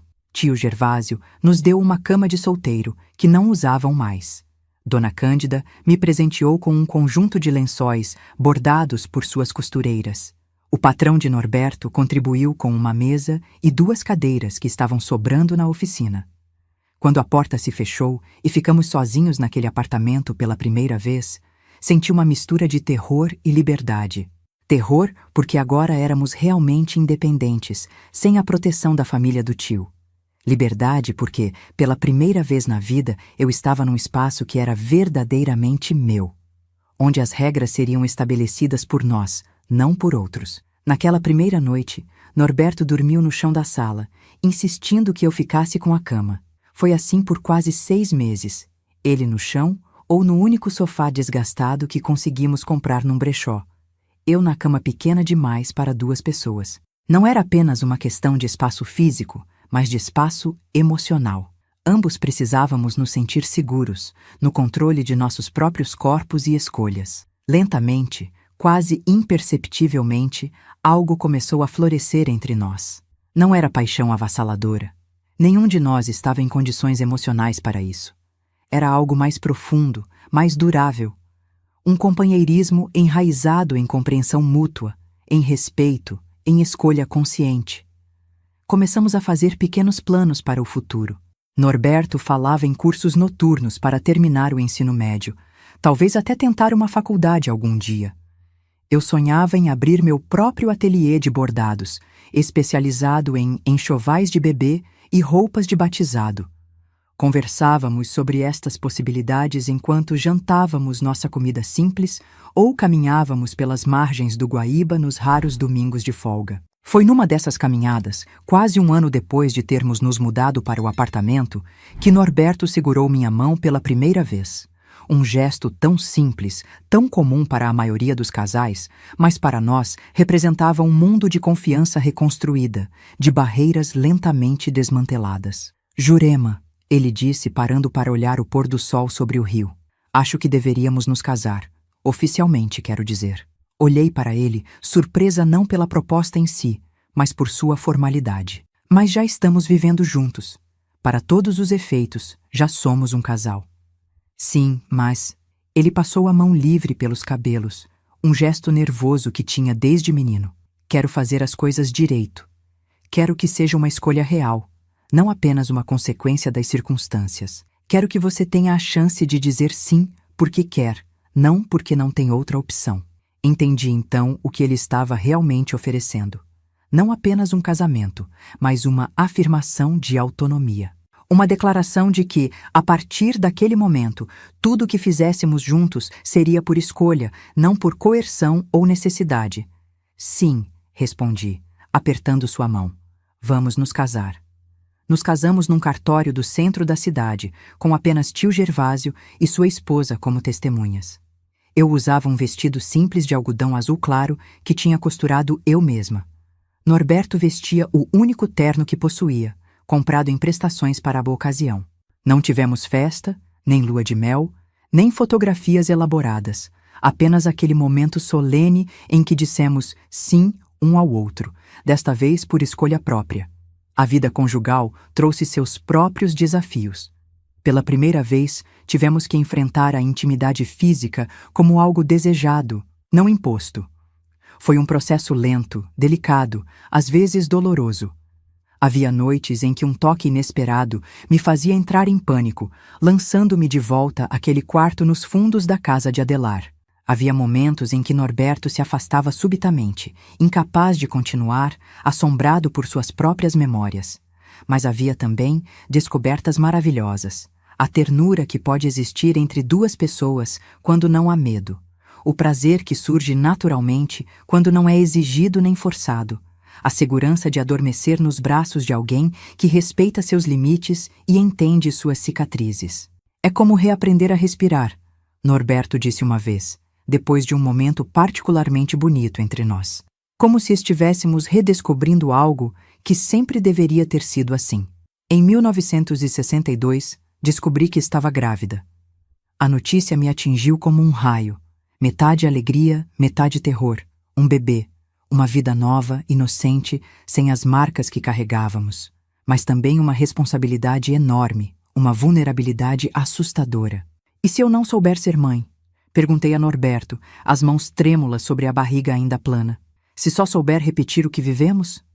Ele se ajoelhou na minha frente, segurando minhas mãos entre as suas. Não vamos repetir, vamos fazer diferente. Tudo diferente. Gabriel nasceu numa manhã fria de junho de 1963, após um parto difícil no Hospital Beneficência Portuguesa. Quando o coloquei nos braços pela primeira vez, olhando para aquele rostinho vermelho e enrugado, senti algo se quebrando dentro de mim. Não de dor, mas de cura. Como se uma parede que tinha construído ao redor do meu coração finalmente desmoronasse, permitindo que esse amor incontrolável e assustador fluísse livremente. Ele é perfeito, sussurrou Norberto, tocando com um dedo a mãozinha minúscula do bebê. Olha, ele tem seus olhos e seu queixo, respondi, notando a semelhança. E nasceu livre, sem cicatrizes. Vamos mantê-lo assim, Norberto prometeu, uma determinação feroz em sua voz. Sempre. A maternidade me transformou de maneiras que nunca imaginei possíveis. O instinto de proteger Gabriel era tão forte que às vezes me assustava.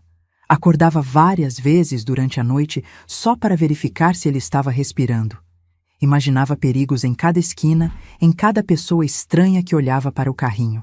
Norberto brincava que eu tinha virado uma leoa, mas entendia perfeitamente. Ele sentia o mesmo, apenas expressava de maneira diferente. Com a chegada de Gabriel, precisávamos de mais espaço. Norberto tinha sido promovido na oficina e agora trabalhava diretamente com o dono, aprendendo não apenas a mecânica, mas também a administração do negócio. Eu continuava no ateliê, agora levando Gabriel comigo. Dona Cândida tinha arrumado um pequeno berço que ficava perto da minha mesa de trabalho. Combinando nossos esforços, conseguimos juntar o suficiente para dar entrada numa casa pequena no bairro Menino Deus. Era uma casa antiga, precisando de reformas, mas tinha 2 quartos, um quintal pequeno nos fundos e, o mais importante, era nossa. Propriedade registrada em nossos nomes, nossos novos nomes, claro. Sentia-me como uma princesa quando recebi as chaves, como se aquelas 4 paredes gastas fossem um palácio. Aos poucos, transformamos aquela casa no lar que nunca tivemos. Norberto consertava tudo com suas próprias mãos, encanamento, eletricidade, o telhado que vazava quando chovia forte. Eu fazia cortinas novas, almofadas, pequenos detalhes que tornavam o espaço acolhedor. Tudo em cores claras, muita luz natural, o oposto daquela casa sombria em Arroio do Meio. um detalhe que muitos achavam estranho. Não tínhamos espelhos grandes em casa, apenas pequenos, o suficiente para fazer a barba ou aplicar um batom. Nada que mostrasse o corpo inteiro, nada que lembrasse remotamente aquele espelho no quarto dos fundos. "Por que vocês não têm espelhos direito?" perguntou uma vizinha certa vez, curiosa. "Não gostamos de nos olhar muito", respondi com um sorriso leve. Preferimos olhar um para o outro. Quando Gabriel tinha 2 anos, engravidei novamente. Desta vez, a notícia trouxe principalmente alegria. Já tínhamos provado a nós mesmos que podíamos ser pais amorosos, que o ciclo de violência podia ser quebrado. Helena nasceu em março de 1965, uma menina de bochechas rosadas e um temperamento calmo que contrastava com a energia inesgotável do irmão. "Agora somos 4", disse Norberto na noite em que trouxemos Helena do hospital. Gabriel dormia pacificamente em seu quarto, exausto depois de conhecer a irmãzinha. "Uma família de verdade. Ah, sempre fomos uma família", respondi, embalando Helena em meus braços. "Desde o começo, só estamos crescendo, e continuamos crescendo." Em 1967, nasceu Antônio, nosso segundo filho homem, uma criança risonha com covinhas nas bochechas que derretiam o coração de todos. E, finalmente, em 1970, completando o nosso quarteto, veio Laura, a caçula, tão parecida comigo que as pessoas frequentemente comentavam que era como ver uma fotografia minha de criança. Criamos nossos 4 filhos com amor incondicional, mas também com regras claras e consistentes. Norberto nunca, jamais levantou a mão para nenhum deles, nem mesmo quando testavam seriamente sua paciência. Eu nunca usei o medo como ferramenta de controle, nunca ameacei ou manipulei. Tentávamos, conscientemente, ser o oposto de tudo que tínhamos conhecido na infância. Respeito era a palavra que mais repetíamos em casa. Respeito pelo espaço do outro, pelas escolhas, pelos limites.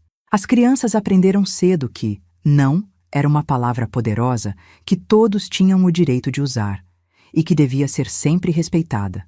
Nem sempre era fácil. Havia dias em que os traumas ressurgiam nos momentos mais inesperados. Uma vez, quando Gabriel tinha 6 anos, ele derrubou e quebrou um vaso que eu estimava muito. Minha reação instintiva foi de raiva. Levantei a mão, pronta para bater. O olhar de terror no rosto do meu filho me congelou no lugar. Por um segundo terrível, vi a mim mesma naquela cozinha em Arroio do Meio, encolhida de medo diante da raiva de Adelar. Abaixei a mão lentamente, tremendo. "Desculpe, filho, a mamãe não vai bater em você. Nunca." Gabriel, confuso com minha reação, apenas assentiu. Mais tarde, naquela noite, chorei nos braços de Norberto, assustada com a facilidade com que quase tinha repetido o padrão de violência. "Mas você parou", ele me lembrou, acariciando meus cabelos. "É isso que importa. Você reconheceu, você escolheu diferente." Era verdade. A cada dia, com cada decisão, estávamos escolhendo um caminho diferente, recusando-nos a ser definidos pelo horror do passado, determinados a criar um futuro melhor para nós e para nossos filhos. Os anos 1970 trouxeram novos desafios e oportunidades. Norberto finalmente realizou o sonho de terminar os estudos, frequentando um supletivo noturno e depois um curso técnico de administração. Eu abri meu próprio negócio, um pequeno ateliê de bordados especializados que rapidamente ganhou reputação pela qualidade e delicadeza do trabalho. As crianças cresciam, cada uma com sua personalidade única. Gabriel, o protetor, sempre cuidando dos irmãos mais novos. Helena, a sonhadora, perdida em livros e histórias. Antônio, o brincalhão, enchendo a casa de risos. E Laura, a observadora, notando detalhes que todos os outros perdiam. Foi Laura, aos 6 anos, quem fez a pergunta que temíamos há tanto tempo. "Mamãe", ela disse uma tarde, enquanto me ajudava a separar linhas de bordado, "por que a gente nunca visita os avós?" Congelei, as mãos subitamente frias. As outras crianças já tinham feito perguntas semelhantes ao longo dos anos e sempre respondíamos com meias verdades. "Moram muito longe. Estão muito velhinhos para visitas. Talvez no próximo ano. Mas algo no olhar direto de Laura, naqueles olhos tão parecidos com os meus, me fez hesitar em repetir as mesmas desculpas. Seus avós não estão mais vivos, querida, respondi finalmente, escolhendo cuidadosamente as palavras. Nenhum deles? Nem os pais do papai, nem os seus? Não, nenhum deles. Tecnicamente não era mentira. Minha mãe tinha morrido de pneumonia. Meu pai tinha morrido anos antes, quando eu era pequena. A mãe biológica de Norberto também já tinha falecido há muito tempo. E quanto a Adelar? Bem, ele não era realmente pai de Norberto e certamente estava morto. É por isso que você fica triste às vezes, quando acha que ninguém está vendo? A pergunta me pegou desprevenida. Não sabia que minha filha tinha notado esses momentos, os segundos de ausência, quando um som ou cheiro específico me transportava de volta para aquele pesadelo. As noites em que acordava assustada e ficava na varanda até o amanhecer, incapaz de voltar para a cama. Sim, é por isso, respondi, a voz ligeiramente embargada. Sinto falta deles às vezes. Não era completamente mentira. Sentia falta da minha mãe todos os dias, da mulher que tinha sido, do amor que tinha me dado, das possibilidades que nunca se realizaram. Sentia falta do que poderia ter sido se Adelar nunca tivesse entrado em nossas vidas. Laura assentiu com a seriedade de uma adulta em miniatura. Tudo bem ficar triste, mamãe. Eu fico triste quando meu peixinho morreu, e era só um peixinho. Seus pais devem ter sido muito mais importantes. Abracei minha filha com força, lutando contra as lágrimas. Foram sim, querida, muito importantes. À medida que os filhos cresciam, as perguntas se tornavam mais complexas, mais difíceis de responder sem revelar a verdade completa. Por que não tínhamos álbuns de fotos da nossa juventude? Por que nunca falávamos sobre nossa cidade natal? Por que eu às vezes acordava gritando no meio da noite? Norberto e eu concordamos em contar apenas o necessário, que tínhamos tido infâncias difíceis, que tínhamos vindo para Porto Alegre muito jovens em busca de uma vida melhor, que algumas memórias eram dolorosas demais para compartilhar. As crianças, com aquela intuição especial que todos os filhos parecem ter, entenderam que havia limites que não deveriam ultrapassar, e com o tempo as perguntas diminuíram. Mas à medida que nossos filhos se tornavam adolescentes, novos medos surgiram. E se tivessem herdado algo de Adelar, mesmo que apenas pelo exemplo que Norberto tinha sido forçado a seguir? E se carregassem em seus genes ou em suas almas alguma semente daquela escuridão? Observávamos ansiosamente por sinais.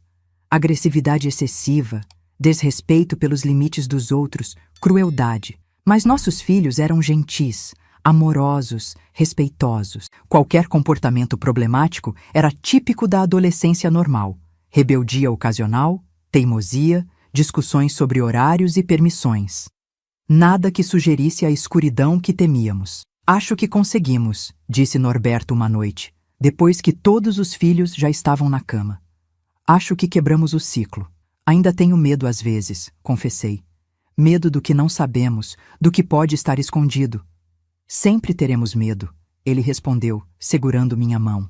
Faz parte de quem somos agora. Mas não podemos deixar que o medo nos defina ou defina nossos filhos. Era verdade. O medo seria sempre nosso companheiro, mas tínhamos aprendido a viver com ele, a não permitir que ele controlasse nossas escolhas ou limitasse nossas vidas. Nos anos 1980, nossos filhos começaram a sair de casa um a um, para estudar, trabalhar, construir suas próprias vidas. Gabriel se formou em engenharia, Helena em letras, Antônio escolheu medicina e Laura, para nossa surpresa, seguiu carreira militar, tornando-se uma das primeiras mulheres oficiais da aeronáutica. A casa ficou mais silenciosa, mais vazia. Norberto e eu nos encontramos novamente sozinhos, como no início, mas agora com décadas de história compartilhada, com memórias boas superando em muito as ruins. E agora? Perguntei uma noite, enquanto jantávamos na cozinha que antes ecoava com vozes e risadas infantis. Agora vivemos para nós, ele respondeu simplesmente. Agora colhemos o que plantamos. Norberto estava certo. Depois que os filhos saíram de casa, começamos a viver uma fase inteiramente nova, talvez a mais tranquila de todas.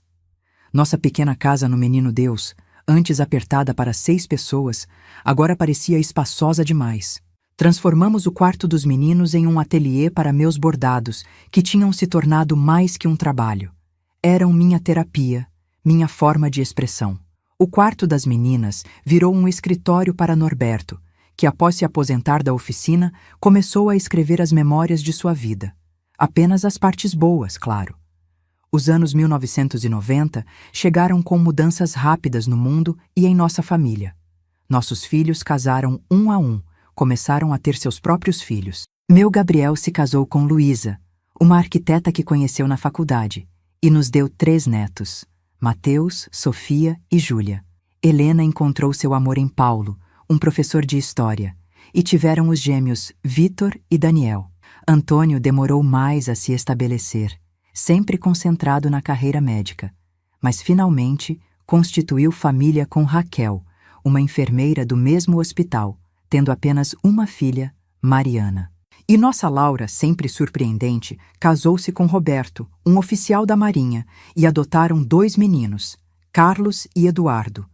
Tornamo-nos vovó Jurema e vovô Norberto, papéis que abraçamos com alegria, quase com alívio. Havia algo de redentor em ver aquelas crianças pequenas, inocentes, crescendo em lares seguros e amorosos. Era como se cada abraço, cada história contada, cada tarde passada no parque com os netos ajudasse a curar um pouco mais daquelas feridas antigas que nunca cicatrizaram completamente. Olha só para eles, Norberto dizia nas reuniões de família, quando a casa se enchia de vozes e risos. Olha o que conseguimos criar, Jurema. Não apenas sobrevivemos, prosperamos. Em 1995, quando já estávamos bem estabelecidos em nossa vida de avós, algo inesperado aconteceu. Uma carta chegou, endereçada a Norberto Mendes, seu nome original, que não usávamos há quase 4 décadas. O carteiro entregou sem questionar, provavelmente assumindo que era apenas um erro de digitação no sobrenome.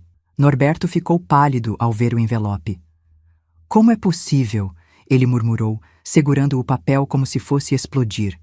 Quem poderia saber? A carta vinha de Arroio do Meio e estava assinada por uma tal de Marta Schmid, nome que não significava nada para nós. O conteúdo era breve e direto. Norberto, não nos conhecemos, mas fui amiga da sua mãe biológica, Elisa. Estou limpando a casa de minha falecida tia em Arroio do Meio e encontrei algumas fotografias e documentos que pertenceram à sua família. Entre eles, uma certidão de nascimento que indica que você teve uma irmã mais nova, nascida após a morte de sua mãe. Acredito que você deveria saber disso. Se tiver interesse, entre em contato comigo. Um número de telefone seguia a assinatura. Norberto e eu nos entreolhamos assombrados. Uma irmã? Como era possível? Sua mãe biológica tinha morrido quando ele tinha 6 anos. Como poderia ter tido outro filho depois? Pode ser uma armadilha, sugeri, a velha paranoia ressurgindo. Alguém que descobriu algo sobre o que aconteceu. Depois de tanto tempo? Norberto balançou a cabeça. E quem se importaria agora? Adelar não tinha família próxima. Não tinha ninguém que fosse atrás de vingança. Então o que vai fazer? Ele pensou por um longo momento. Vou ligar. Não posso ignorar isso. A conversa com Marta revelou uma história que nunca poderíamos ter imaginado. A mãe de Norberto, Elisa, estava grávida quando morreu, algo que nem ela sabia na época. Foi levada às pressas para o hospital após um acidente doméstico, uma queda da escada que mais tarde descobrimos não ter sido acidental, e lá os médicos detectaram a gravidação enquanto lutavam para salvá-la. Elisa não sobreviveu, mas conseguiram fazer um parto de emergência e salvar o bebê. Uma menina prematura de 7 meses, que foi adotada por uma família de Lajeado. Mas como você sabe disso tudo? Norberto perguntou, ainda desconfiado. Minha tia era enfermeira no hospital na época, Marta explicou. Ela guardou os documentos porque achava que um dia a menina poderia querer saber sobre suas origens. Ou que você, como irmão mais velho, teria o direito de saber. E o que aconteceu com essa menina? Minha irmã foi adotada por uma família de sobrenome Fontoura. Pelo que minha tia anotou, deram a ela o nome de Jurema. O choque foi tão grande que Norberto quase deixou cair o telefone. Do outro lado da sala, Observando sua expressão, senti um arrepio percorrer minha espinha. Fontoura, Jurema, meu nome de nascimento. Isso não é possível, Norberto gaguejou ao telefone. Deve haver algum engano. Não há engano, Marta insistiu. Tenho os documentos aqui, inclusive uma cópia da certidão de nascimento. Jurema Zenaide Fontoura, nascida em 15 de agosto de 1943. Minha data de nascimento. Meu nome completo original. Quando Norberto desligou, ficamos olhando um para o outro por um longo tempo, incapazes de processar o que acabávamos de descobrir. Se o que Marta dizia era verdade, e parecia ser considerando os detalhes específicos, então Norberto e eu éramos irmãos biológicos. Meio-irmãos, para ser precisa, mas ainda assim do mesmo sangue. Isso explica por que Adelar nos escolheu, Norberto finalmente disse, a voz rouca. Não foi coincidência. Ele sabia.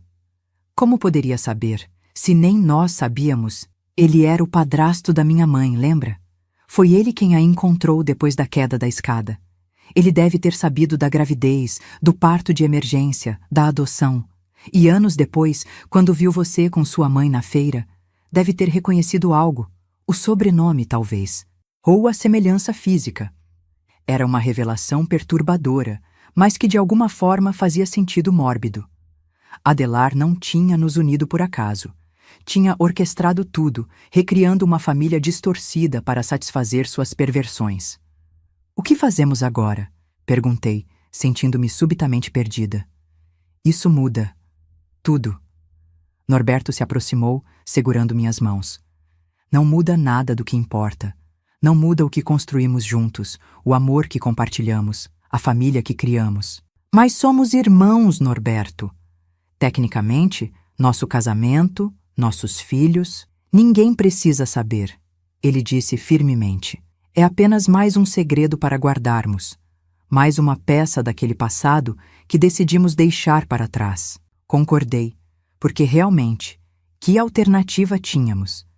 Revelar a verdade agora, depois de quase 4 décadas de casamento, 4 filhos e 11 netos. Destruir a família que tínhamos construído com tanto cuidado e amor? Não.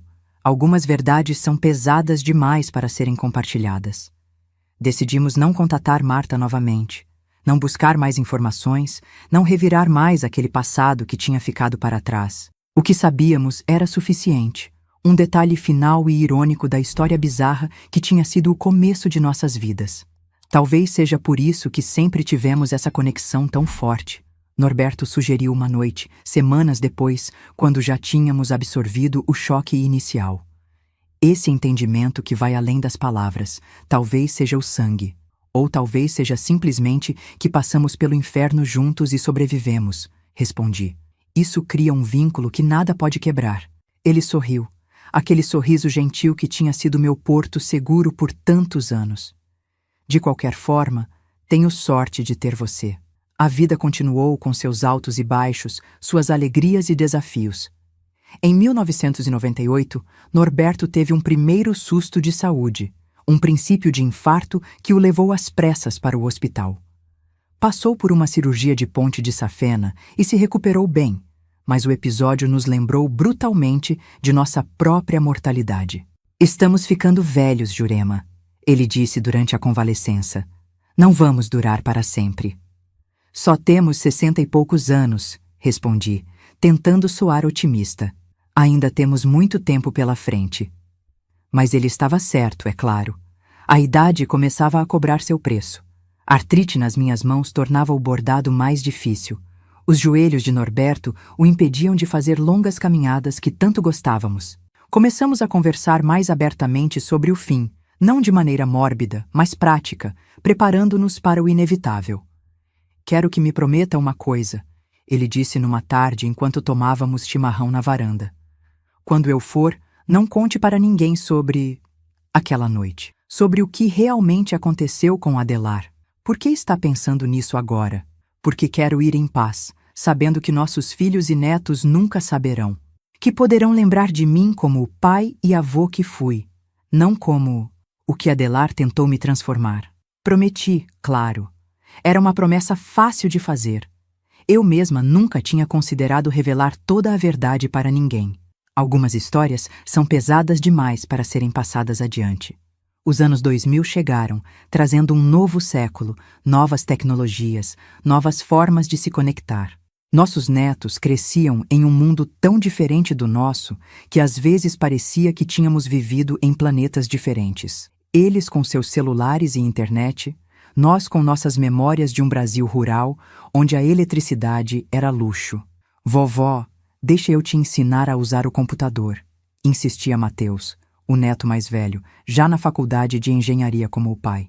Você vai poder ver fotos dos bebês da tia Helena lá em Florianópolis, sem precisar esperar que ela mande pelo correio. Acabei cedendo, é claro. Aprendi a usar e-mail, a navegar na internet, até mesmo a participar daquele site novo chamado Orkut, onde todos os jovens estavam. Era fascinante, esse mundo virtual onde as distâncias desapareciam, onde informações estavam disponíveis instantaneamente. Mas com essa facilidade de informação veio também um novo medo. E se alguém decidisse pesquisar sobre nós? Sobre nossa cidade natal? Sobre o passado que tínhamos deixado para trás? E se algum registro da morte de Adelar, alguma notícia antiga, algum documento oficial revelasse algo que preferíamos manter enterrado? Cheguei a pesquisar uma vez, sozinha no computador. Digitei Adelar Mendes e Arroio do Meio e 1959 no Google, o coração batendo acelerado. Mas nada apareceu, apenas listas telefônicas antigas, registros de propriedade rural, nada sobre sua morte. Parecia que tínhamos conseguido escapar não apenas fisicamente, mas também da história oficial. Em 2007, nosso mundo tremeu novamente. Norberto, agora com 66 anos, começou a sentir dores no peito com mais frequência. Os médicos diagnosticaram uma doença cardíaca avançada. As artérias estavam obstruídas novamente, mas desta vez em lugares que tornavam uma nova cirurgia arriscada demais. Quanto tempo? Ele perguntou diretamente ao cardiologista, enquanto eu segurava sua mão com força. Com os medicamentos adequados e cuidados constantes, talvez 1 ano, talvez mais, respondeu o médico com aquela gentileza profissional que usam para dar notícias devastadoras. Mas a qualidade de vida será progressivamente afetada. Voltamos para casa naquele dia em silêncio, cada um absorvendo a notícia à sua maneira. Não era exatamente uma surpresa. Norberto não estava bem há meses, mas ouvir a sentença pronunciada em voz alta tornava tudo mais real, mais definitivo. Não quero que os filhos saibam a gravidade, ele decidiu enquanto tomávamos chá na cozinha. Vamos dizer que estou em tratamento, que estou melhorando, que é apenas uma questão de cuidados. Eles vão perceber, Norberto. Não são mais crianças. Mesmo assim, não quero suas vidas perturbadas. Não quero que fiquem esperando o telefonema anunciando que parti. Quero que continuem vivendo normalmente até que aconteça. Respeitei seu desejo, como sempre fiz. Quando os filhos ligavam ou visitavam, mantínhamos a fachada de que era apenas mais um problema de saúde, algo que seria superado com tempo e medicação. Apenas Gabriel, o mais velho e mais observador, parecia desconfiar da verdade, lançando-me olhares questionadores quando o pai não estava por perto. Aquele último ano foi uma mistura de agonia e beleza. Agonia por ver Norberto definhar lentamente, cada vez mais fraco, cada vez mais dependente de oxigênio e medicamentos. Beleza por cada momento que ainda podíamos compartilhar, cada memória que revisitávamos, cada pequeno prazer que ainda podíamos desfrutar juntos. Numa tarde de maio de 2008, sentados no Jardim dos Fundos observando as primeiras florações do inverno, Norberto segurou minha mão com uma força surpreendente para alguém tão debilitado. Queria ter conhecido você em circunstâncias diferentes, ele disse, os olhos fixos nas flores roxas do jasmim do cabo. Numa vida onde poderíamos ter sido apenas um homem e uma mulher que se apaixonaram normalmente, sem todo aquele horror no meio. Não tenho certeza se teríamos nos apaixonado em circunstâncias normais, respondi honestamente. Talvez fosse justamente aquele horror compartilhado que nos uniu de início. Talvez. Mas o que nos manteve unidos todos esses anos foi amor, Jurema. Amor verdadeiro, construído dia após dia, escolha após escolha. Não pude discordar. O que tínhamos construído, apesar de seu início tortuoso, era genuíno, era real, era forte. Norberto partiu numa madrugada de julho, enquanto dormia. Foi uma passagem tranquila, sem dor, sem drama, exatamente como ele queria. Apenas fechou os olhos e não os abriu mais, sua mão ainda segurando a minha mesmo no sono, como fazia todas as noites. O funeral foi como ele teria desejado. Simples, sem ostentação, cercado apenas por família e alguns amigos próximos. Nossos filhos, fortes em seu luto, cada um processando a perda à sua maneira. Nossos netos, alguns já adultos, outros ainda adolescentes, tentando compreender a finalidade da morte. E eu, aos 65 anos, de repente viúva, de repente sozinha pela primeira vez em quase 5 décadas. Como a senhora está se sentindo, mãe? Gabriel me perguntou após o enterro, quando todos já tinham ido embora e ficamos apenas nós dois diante do túmulo recém-fechado. Como se metade de mim tivesse ido com ele. Respondi sinceramente. Não sei como continuar sem ele, Gabriel. Estivemos juntos por tanto tempo. A senhora vai encontrar um jeito, ele disse, abraçando meus ombros. Sempre encontrou. E não está sozinha. Tem a todos nós. Ele estava certo, é claro. Encontrei um jeito de continuar, como sempre fiz ao longo da vida. Os primeiros meses foram os mais difíceis. A casa vazia, a cama fria, o silêncio ensurdecedor onde antes havia a presença constante de Norberto. Mas aos poucos criei novas rotinas, novos ritmos.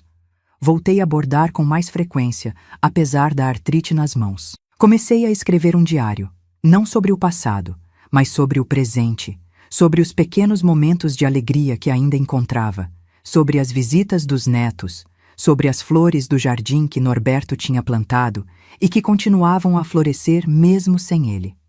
Os anos seguintes trouxeram novas alegrias e novos desafios. Conheci meus primeiros bisnetos, os filhos de Mateus e Sofia. Perdi Helena para um câncer rápido e devastador em 2013, uma dor que achei que não conseguiria suportar, mas de alguma forma sobrevivi. Vi Antônio receber um prêmio importante por sua pesquisa em pediatria. Laura se aposentar da aeronáutica como coronel. Os netos formando suas próprias famílias, seguindo seus próprios caminhos. E em todas essas ocasiões, sentia a presença silenciosa de Norberto ao meu lado. Não como um fantasma ou uma aparição sobrenatural, mas como uma certeza profunda de que, onde quer que ele estivesse, ainda estava conectado a mim. Sabe, vovó, disse Júlia, a neta mais sensível durante uma visita. Às vezes, quando a senhora não está olhando, vejo uma expressão no seu rosto, como se estivesse conversando com alguém que não está aqui. Talvez eu esteja, respondi com um sorriso. Algumas pessoas ficam conosco mesmo depois de partirem. E agora, aqui estou eu, aos 82 anos, contando essa história que guardei por tanto tempo. Por que decidir compartilhá-la agora, depois de décadas de silêncio? Talvez porque, chegando ao fim da minha própria jornada, sinto a necessidade de deixar um registro, um testemunho, não como confissão ou busca de absolvição. Já fiz as pazes com o passado há muito tempo, mas como um lembrete de que é possível sobreviver ao pior tipo de trauma e ainda construir uma vida digna, amorosa, significativa. Meus filhos e netos conhecem apenas fragmentos da história. Sabem que tive uma infância difícil, que perdi minha mãe jovem, que Norberto e eu passamos por tempos difíceis antes de nos estabelecermos em Porto Alegre. Mas nunca contei sobre a verdadeira natureza da crueldade de Adelar, sobre o espelho no quarto dos fundos, sobre aquela noite de tempestade quando escolhemos a liberdade à custa de uma vida. E nunca, jamais, revelei que éramos, na verdade, irmãos pelo sangue. Alguns segredos são pesados demais para serem compartilhados, mesmo com aqueles que mais amamos. Algumas verdades fazem mais mal do que bem. Aprendi isso ao longo de uma vida de escolhas difíceis e consequências inesperadas. O chaveiro de São Jorge que mencionei no início, ainda o carrego comigo, embora agora esteja gasto, quase irreconhecível após décadas de uso. Está aqui, ao lado do computador enquanto gravo este vídeo. Um pequeno talismã que me lembra não do perigo que enfrentei, mas da proteção que encontrei. Em Norberto, em nossos filhos, na família que construímos, na vida que escolhemos viver apesar de tudo. Meus queridos que chegaram até aqui nesta história tão difícil, quero agradecer de coração pela atenção e carinho. Se esta história tocou vocês de alguma forma, peço que deixem um like e se inscrevam no canal. E não esqueçam de entrar no nosso grupo de WhatsApp. O link está na descrição do vídeo. Lá compartilhamos todos os dias histórias reais de outras vovós como eu, mulheres que transformaram dor em força e encontraram maneiras de seguir em frente mesmo depois das piores tempestades. Esta vovó aqui, com todas suas rugas e cicatrizes invisíveis, deixa um último conselho. Não importa o quão escura seja a noite, o amanhecer sempre chega. Não importa o quão profundo seja o poço em que você caiu, sempre há um caminho para cima. E não importa o quão quebrados estejamos, sempre é possível juntar os cacos e criar algo novo, algo belo, algo que valha a pena. A vida é mais forte que a dor. O amor é mais forte que o medo. E a escolha, a capacidade de decidir quem queremos ser, apesar do que fizeram conosco, é o poder mais transformador que possuímos. Obrigada por ouvirem minha história. Até a próxima, se Deus quiser.